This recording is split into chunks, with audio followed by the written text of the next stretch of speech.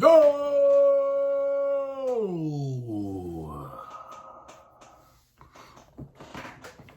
Hold on, make sure we pull this close so y'all can see me.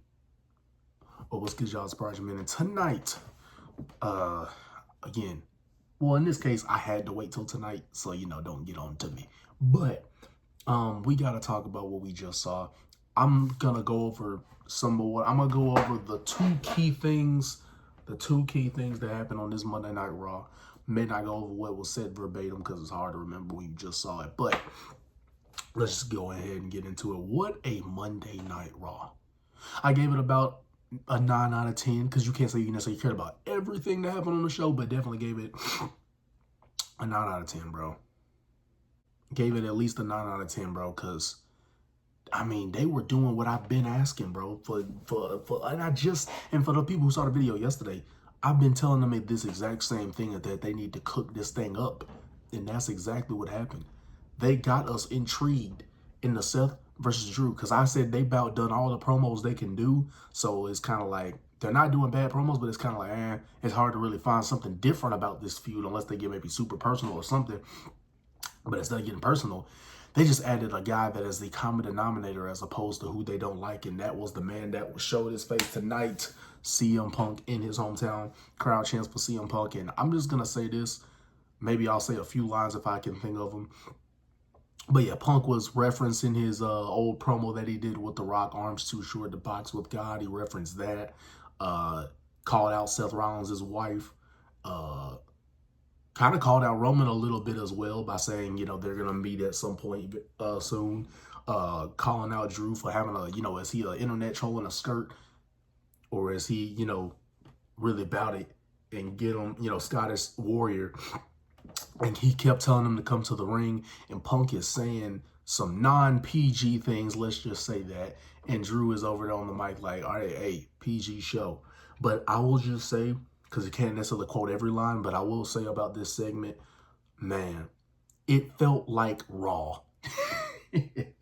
This is what we've been looking for. Stuff that feels raw, unfiltered, like it doesn't feel scripted at all. Like this was not planned, and they're coming up with every insult off the top of their head. So it was CM Punk, Drew McIntyre, and then Seth Rollins came out there as the champion. So they're deciding whether they want Punk to be a commentator or a referee. They asked the crowd. The crowd wants a referee, but Punk says he ain't going to be able to handle them two, and it'd probably be unfair. So he's just going to be a commentator for that match at WrestleMania. But I'm glad they're keeping Punk in the mix. And like I said, this segment felt raw. It felt like, man, it seems like they're just going off the top of their head. It doesn't seem like they say something and then they wait a second and then you say something and then we wait a second and then you say it didn't feel like that at all. It just felt like 2 or 3 after Seth came out there.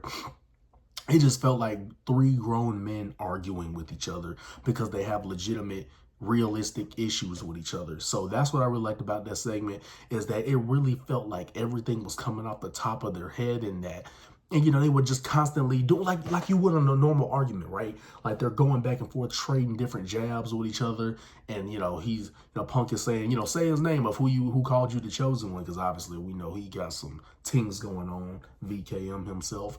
But man, they were just, like I said, just cooking each other off the fly, coming up with lines. And Seth coming in there as the champ saying, I'm the champion. Like, how you two do not get the right to make a decision when neither one of you are even a champion. And so, you can't talk about this business without the champ being involved in it. So everybody's just having their good lines, and everybody's having their thing that they are saying to really sell themselves. And they have been freaking just saying whatever. Like, it really felt like they were having some, like, I think Punk got censored like twice. Like they bleeped something he said like twice. So that's what I mean by, like, it felt like, man, this doesn't feel like it's planned. And that's what made it great, is it didn't feel planned. And they're professionals, so no one's gonna get upset if somebody hit a personal jab or boom boom boom. They're not the type of company that's gonna or you know that they're all professionals in their ring. They're all grown, so they're not going to have a problem with each other because you said something out there, boom, boom, boom. So everything just felt like off limits, and they pretty much said whatever about each other, attacked each other physically, attacked each other mentally, whatever their story is and whatever they got going on. It's just there was no freaking no leash on any of these dogs, man. And they were barking up the right, not the wrong tree. They were barking up the right tree tonight. And this added hype towards WrestleMania. And this, to me, and it's crazy because the way this show was, you would think it'd be the WrestleMania.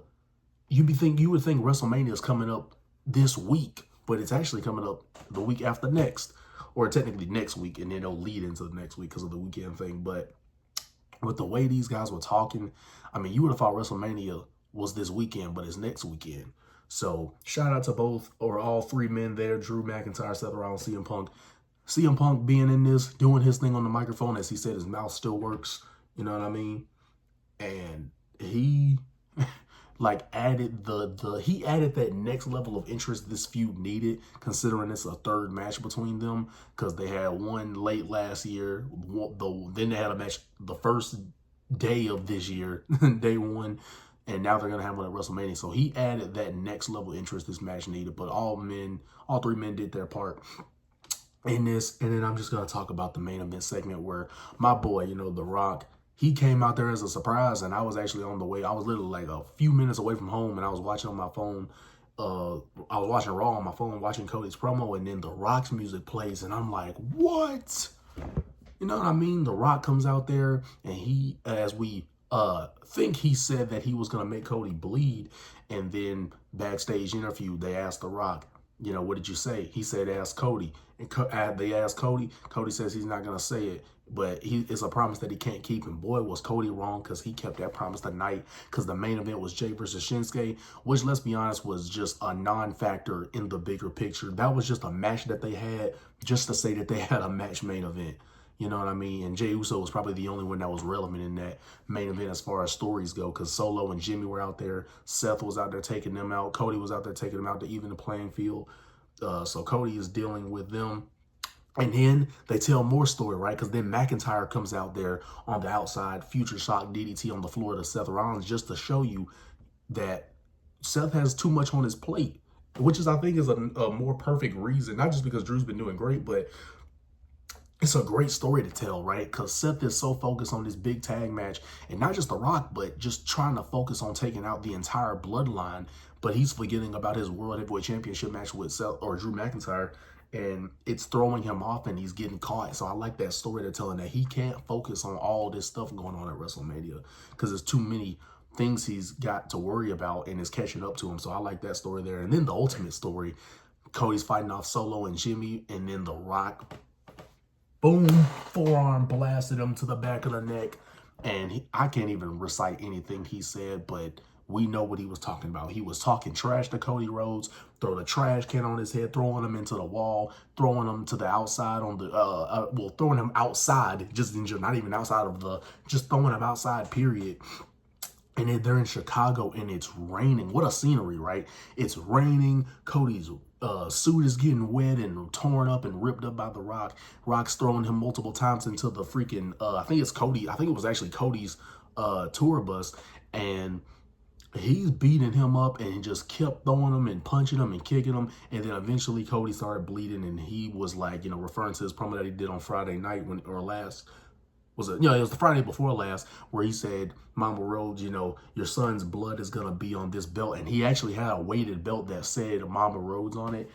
And Cody was bleeding. He busted him open, as we think he said he was going to make him bleed tonight. He kept his promise, made Cody bleed on the forehead, took the blood. Whether it was a blade job or not, you know, you never know. Sometimes they may could, sometimes they may haven't. But either way, we got blood tonight. And he smeared it on the belt, the weighted belt. And, you know, like I said, referred to his promo telling Mama Rose that your son's blood is going to be on this belt. And that's already half the mission. The only thing he has to do is do what he said Friday before last, and that's give that belt to his mom with his son's blood on it. So that's the only thing he has to do now, is just give it to her. That's it. And he's fulfilled his prophecy. He has finished his story. But, man, and The Rock got blurred out 2-3 times as well. I think he said the S word. I think he said the F word, but it's The Rock. So, of course, they don't mind having to blur him out. But, man, Chicago was a live crowd, and they gave us a live show. It really felt those two major segments. There were other segments like Sammy in there. They're creating that story because he lost tonight, telling that story of how Gunther's in his head. And they got a better promo between Becky and Rhea. It was a better one between them, and I like that it ended up brawling. Dominic legitimately got punched in the jaw for his troubles, right? Or actually, really, if we want to be specific, really just square in the chin, punch right there, bro. So there was a few other things that went on that were nice, but bro, the big stuff was the Drew, mainly Drew and Punk. Seth can't, because Seth didn't even talk that long, but I'll still give everybody credit. But Drew, Seth, and Punk cooked. It felt raw, as you would think raw is supposed to be. It feels like nothing is planned out and everything's out of control, and there's some urgency, which it did in that segment, and it definitely did in the main event segment between Rock and Cody Rhodes. Honestly, with the way they've built this matchup, with the way The Rock has talked trash, you would think it's The Rock versus, if you knew nothing about WrestleMania, didn't know anything that was on the card, you would think they would be doing Rock versus Cody. Like, they've literally, the way Rock's been talking trash and has really like just been hammering in on what he's been saying to Cody, you would think they're doing The Rock versus Cody Rhodes at WrestleMania more than Roman versus Cody, because the stuff The Rock has been saying is next level. Cody fired up a little bit last week. It wasn't really as much of that this week when he was the first person out on the start show, and he did his promo, and it was, you know, he was getting more back to the Cody that's more happy and content as opposed to furious and fueled up. But either way, good Monday Night Raw tonight. Of course, perfect would mean everything had great meaning and substance and everything, and boom, boom, boom. That would mean everything was great. But I will say, if you initially look at the card, you had Sammy and Bronson Reed, Ricochet, and JD, and then you had Jay versus Shinsuke. You know, looking at that, you wouldn't have really thought much of it. And I think it was like New Day and DIY. So yeah, looking at the card initially, you're not thinking much of this Monday Night Raw. But boy, did they make it, other than CM Punk being there in terms of what was advertised before the show started. That was really it. And it just didn't look like much, but boy, did they make it look different from what you initially were thinking when you looked at the card. It was a much better show than what it looked like initially on paper. But that is going to be my video, as this is probably video number, I think, 7, even though we haven't been dealing with some copyright claims on the last, I think, 1 or 2 videos. But we're going to keep running it up. Video number 7. I forgot to say that in my 90 video challenge, which for those who don't know, 30 days, 3 videos a day for the next 30 days. So it'll be 90 videos total after this is over. And I decided that YouTube short videos, if I ever post any, don't count, because I feel like if it's 90 videos, I'm gonna give y'all like full videos. So this will probably be number 7. But I love and appreciate you guys. Comment down below if you loved Monday Night Raw. What was the best part of the show to you? And then hit that like button before you leave. Hit the subscribe button on your way here, because we're going to keep running up to the top, and we're going to keep grinding, shining, keep it working, and keep it pushing. But I shall see y'all on the next one. The Prodigy is out. Peace.